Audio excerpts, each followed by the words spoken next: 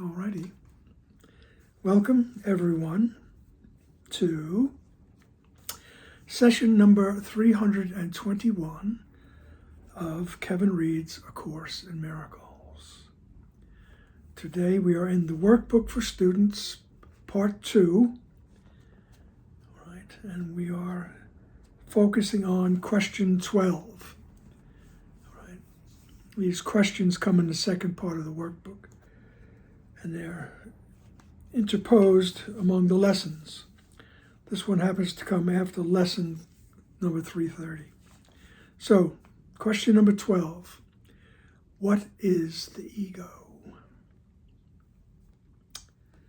What is the ego?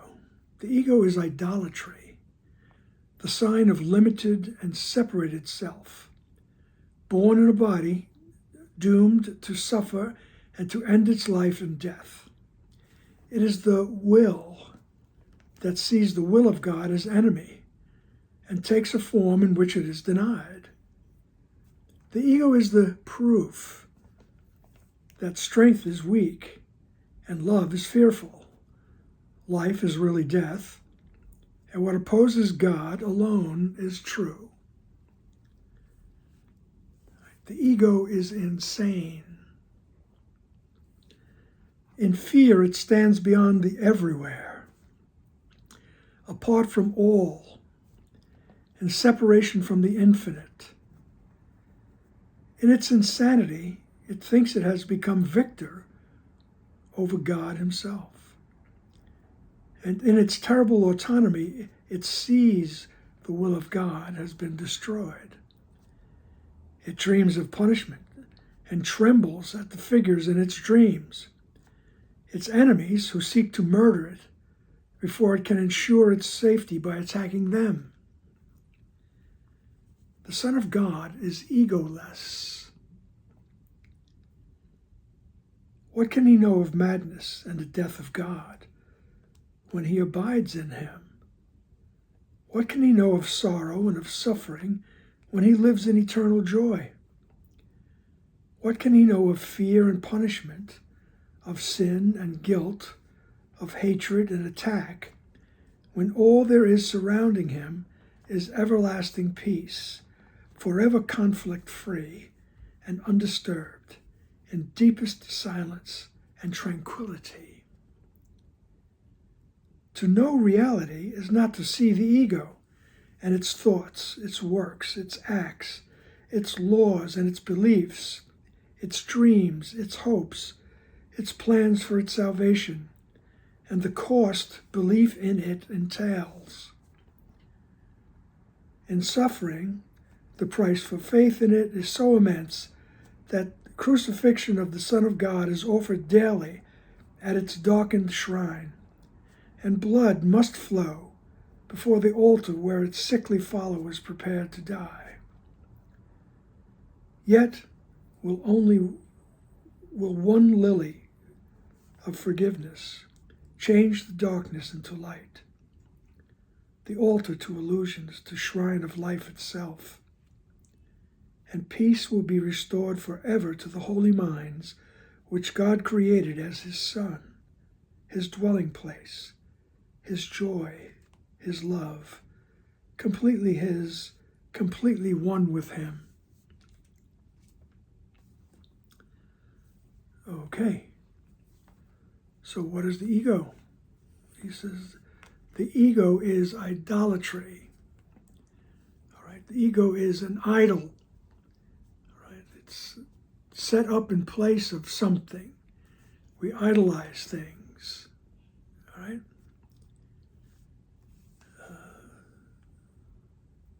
There used to be in the movies, they used to call them matinee idols, the movie stars.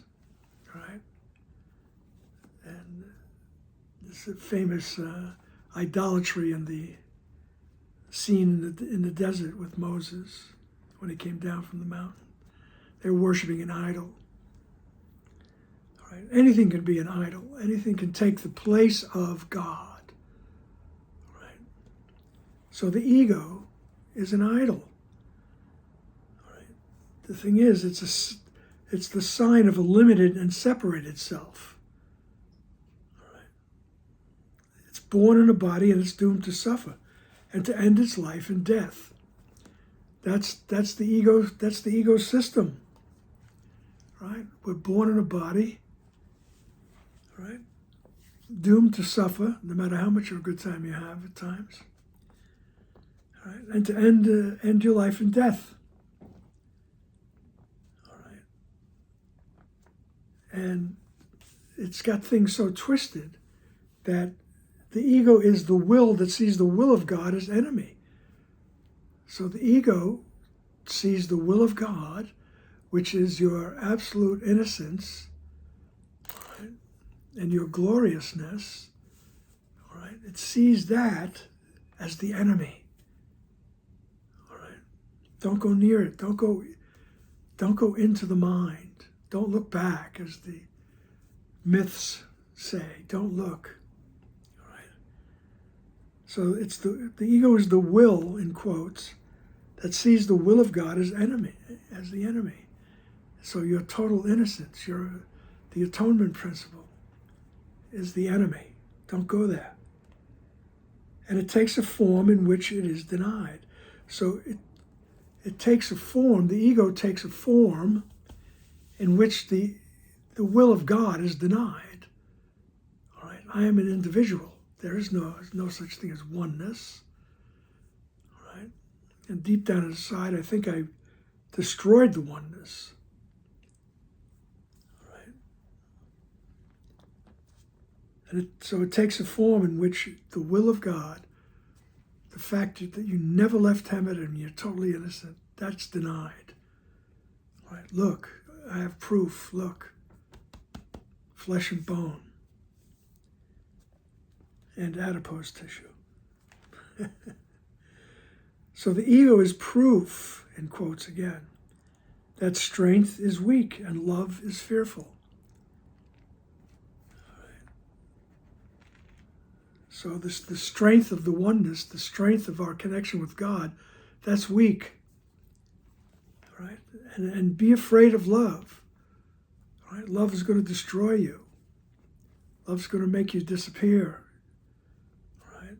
It's going to just destroy you. It's going to obliterate you. So the ego is proof that strength is weak and love is fearful. Life is really death. Right? And what opposes God alone is true. Right?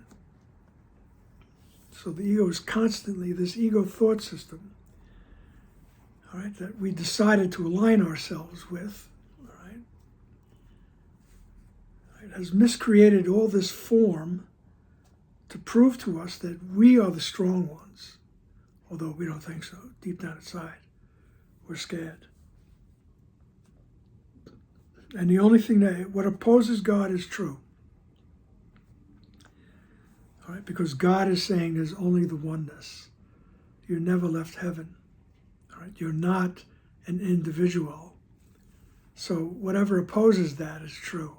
I am an individual. I'm here on my own. All right. As a matter of fact, I forgot all about heaven. All right. So in paragraph 2, he says the ego is insane. All right. It's just insane. In fear, it stands beyond the everywhere.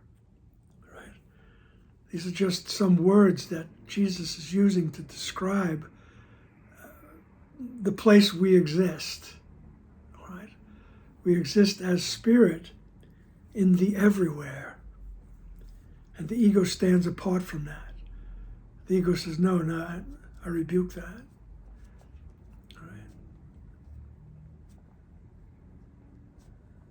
In fear, it stands beyond the everywhere, apart from all these with capital letters, capital A for all.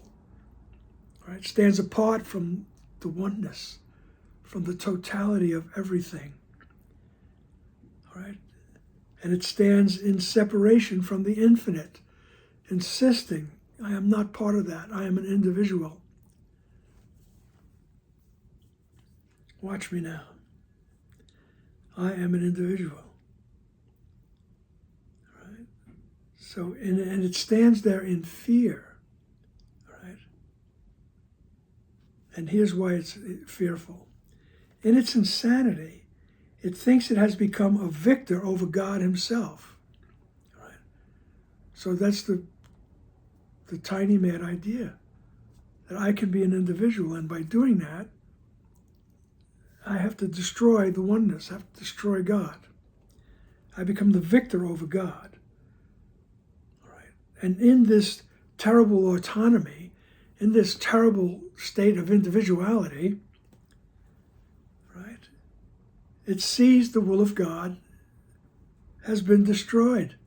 In its insanity, in my thought of individuality, on a very deep level, unconscious, I believe I destroyed the will of God, which was just the oneness, the complete innocence, right? Your existence in the infinite, all right? And so in my autonomy, I see the will of God has been destroyed. That's my belief. That's the mistake. The mistaken belief that I destroyed the oneness. All right. And now it dreams of punishment. So that's why the ego stands in fear. It stands beyond to everything, outside of the all, apart from the all, separate from the infinite. It stands in fear because it dreams of punishment. Right? So as soon as we split off from the oneness and align ourselves with the ego, we don't remember heaven, or for the lack of a better word, the all, the infinite, the everywhere, right? The great expanse. We don't remember that. But all we know is that we get this creeping feeling and this thought that there's something out to get me.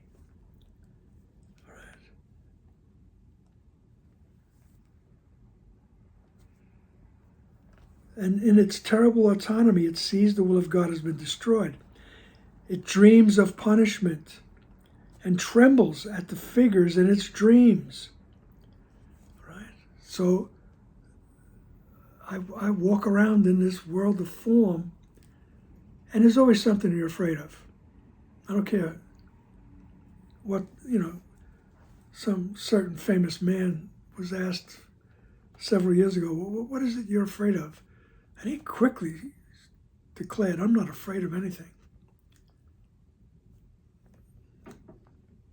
Okay, I beg to differ. All right? As Jesus would say, all you who walk this earth uncertain, lonely, and in constant fear. All right? But here I am in my autonomy, right? I've already forgotten about heaven, which I split off. I think I left, right? But there's that free-floating thought that something's going to get me, right? Something's going to get me, all right? It dreams of punishment. So the reason why something's going to get me is because I destroyed heaven. I destroyed the oneness. That's the tiny mad idea. That's part of the tiny mad idea. That's part of the original mistake. As Jesus would say at one point, the one problem is that I believe I did that.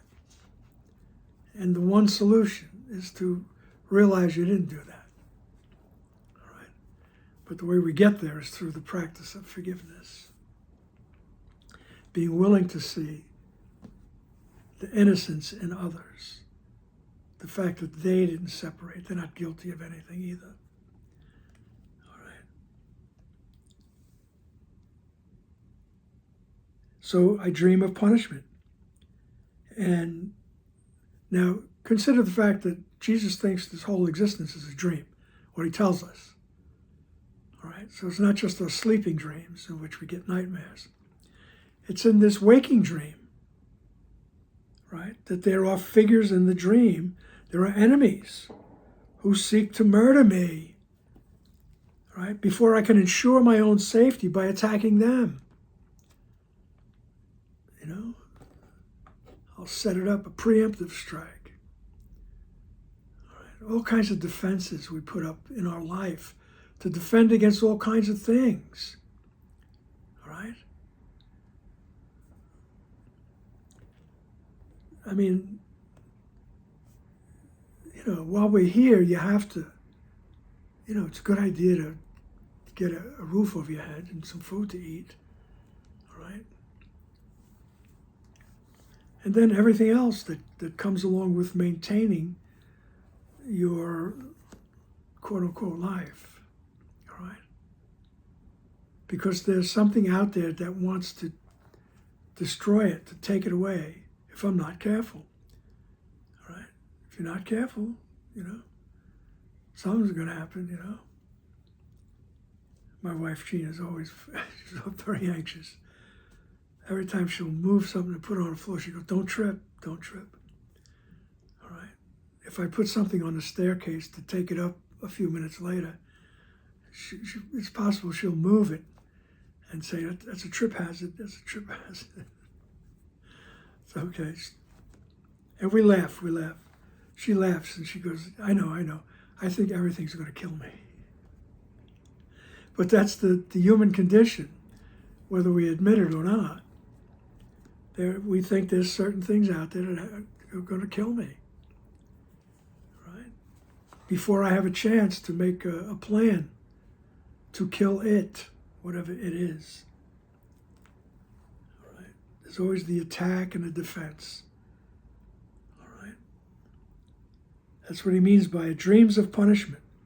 So this ego existence, which I have aligned myself with, and in that existence I dream of punishment. Whether I'm aware of it or not, in a very Freudian sense, it's unconscious. And what we're trying to do is make it conscious, all right? And just look at it. Realize it's powerless,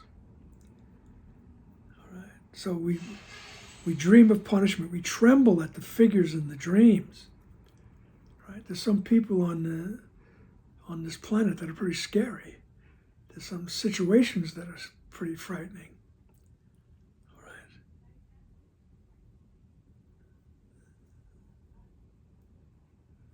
So it trembles at the figures in its dreams, its enemies, who seek to murder it before it can ensure its safety by attacking them. Then he says in paragraph 3, but in reality, the Son of God is egoless. You're the Son of God. You are the offspring. You are the child of God, if you want to put it that way. All right? Words are very limiting. Right? You are the child of God. And you are egoless in reality. There is no ego. All right? What can he know of madness and the death of God when he abides in him? So the Son of God is egoless. Well, how could he know about separation and the death of God and madness? And he says, how can he know of that when he abides in his Father, in the Creator? We abide in the mind that created us. That's what quote-unquote heaven is. We abide in the eternal vastness. Okay. What can he know of fear and punishment, of sin and of guilt, of hatred and attack, when all there is surrounding him is everlasting peace, forever conflict-free and undisturbed, in deepest silence and tranquility? He's describing our true existence as spirit, our true existence. He said, how could you know anything about suffering? He said, you don't know anything about suffering. Right? You don't know anything about the madness and the death of God and destruction of oneness. He says, how could you know about that stuff? You abide in the mind that created you. What can you know of fear of punishment, of guilt, sin and guilt, of hatred and attack? He says, how could you even think of these things when all there is surrounding you is everlasting peace. That's your true existence, right? That's what we're trying to remember, right? All there is surrounding him is everlasting peace, forever conflict-free and undisturbed, in deepest silence and tranquility. Right? That's your true existence. Right? And that's why love becomes fearful, because you say, "Oh, Jesus, what kind of existence is that? I'm not going to have this. Right? Am I going to recognize my friends, my family? Am I going to be all alone in this deep silence?" That's why love becomes fearful. We're afraid to relinquish what we think we have in form, and mainly the body, right? Just keep working on it, right? As Dr. Wapnick would say, nobody goes poof, nobody disappears, no spontaneous combustion, right? But he's telling us, you know nothing of fear in your true existence because you're surrounded by peace and tranquility. Paragraph 4, to know reality is not to see the ego and its thoughts, its works, its acts, its laws and its beliefs, its dreams, its hopes, its plans for its salvation, and the cost belief in it entails. You know, every time I read that sentence, I think of, I don't know if it still is, but the Catholic rite of baptism, where the godparents are answering for the child,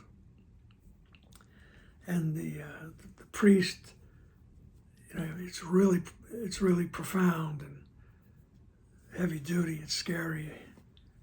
Did you renounce Satan and all his works and pomps? This is what it reminds me of. All right? To know reality is not to see the ego and its thoughts, its works, its acts. All right?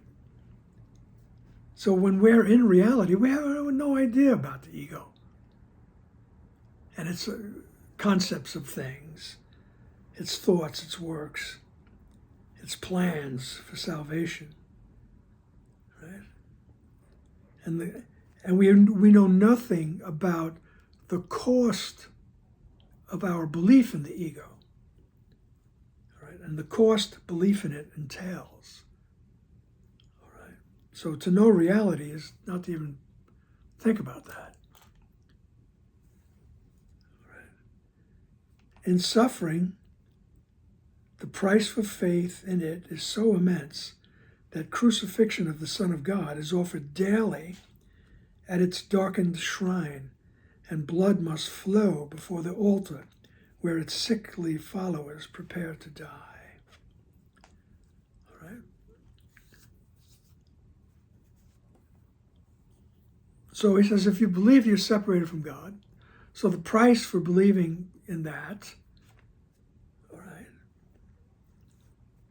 it's so immense. It's just so immense.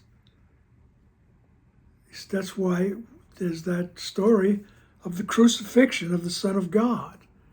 We're supposed to atone for our sins. All right?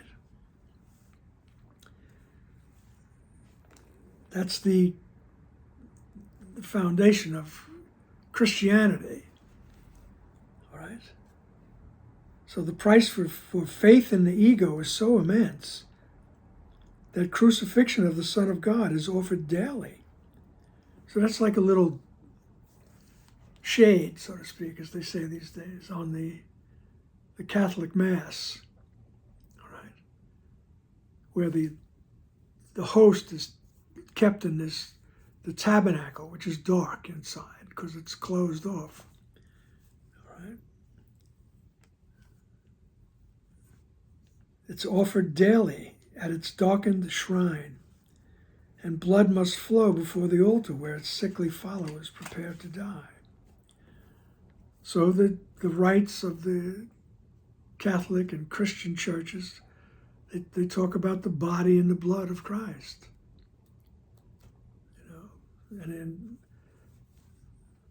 every day there's Catholic Mass. So every day the ritual is offered, right? It's offered at its darkened shrine, and blood must flow before the altar where its sickly followers prepare to die. Right? Now, he's not just talking about Christians here. He's talking about those of us who believe in the ego. Right? We believe in using the body as atonement, and the idea that you're gonna have to suffer. Right? But all we're doing is perpetuating the belief in the ego, which is the belief that sooner or later you're going to die. All right.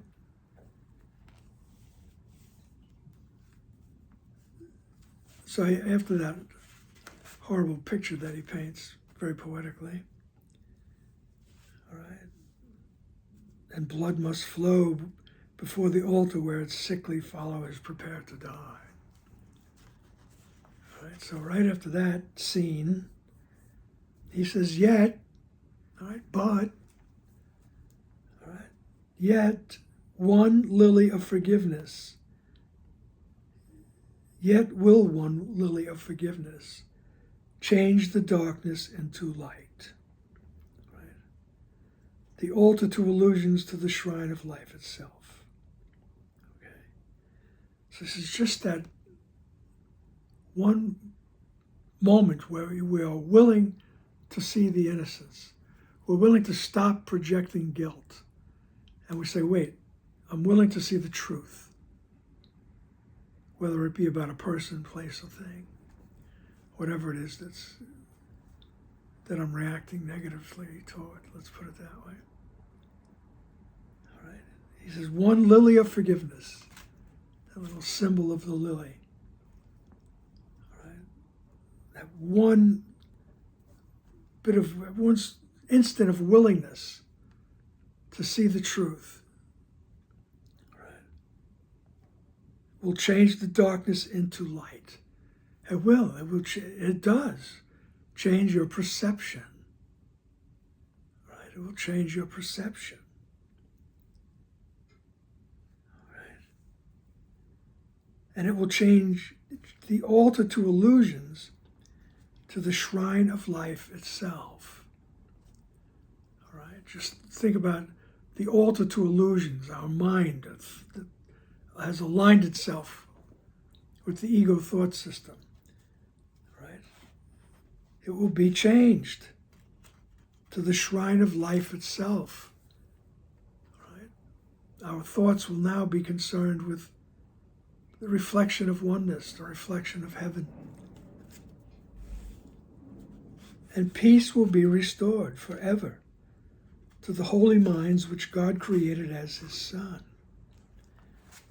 Notice here, he uses the plural, minds, M-I-N-D-S, which he created as his Son, singular. So even though we think we have, gazillion minds out there in the world, everybody has their own mind. All right? He says, peace will be restored to the holy minds which God created as his Son, the one mind. Right? Peace will be restored to you with one lily of forgiveness. It will put you on the road to realizing who you really are. When I'm willing to see, I'm willing to see correctly, as they say. I'm willing to see the truth. I'm willing to see the innocence. It will change your mind, right? From the altar to illusions to the shrine of life itself. And peace will be restored forever to the holy minds which God created as his Son. Right? God created the mind as his Son, his offspring, his dwelling place, his joy, his love, completely his, completely one with him. Right? So God extended the mind, and he dwells there.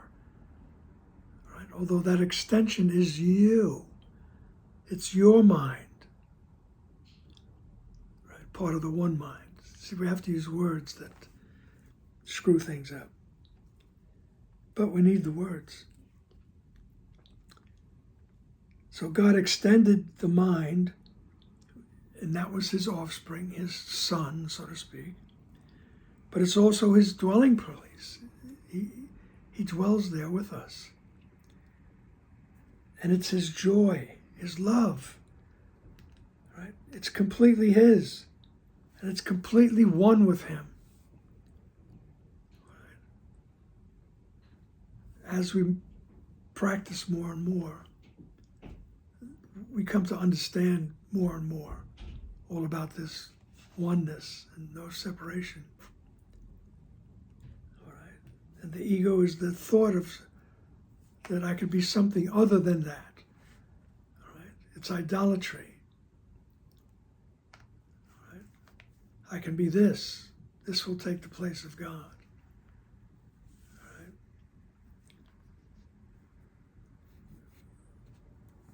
So that's it. The ego is insane. It's a sign of limited and separated self. Right? And just remember that one lily of forgiveness that puts you on the path toward peace of mind, toward peace. It changes the darkness into the light. And peace will be restored forever to the holy minds of God, to the holy minds which God created as his Son. All right? God created it as his own dwelling place, his joy, his love, completely his, completely one with him. All righty then. Thank you, and I'll see you in the next question. Bye.